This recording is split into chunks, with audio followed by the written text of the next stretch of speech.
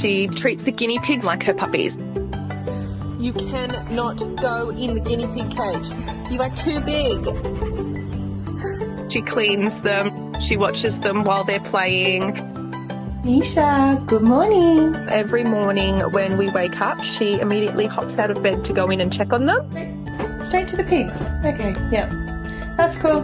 They're the calmest with Meisha out of all of us.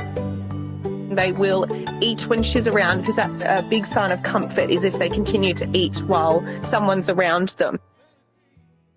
She pretty much doesn't leave their side when we're not home. She knows exactly where they are the whole time. If they go up a level, she stands up with them. And if they're down the level, she lays down so she can see them completely. Hey, where are your piggies?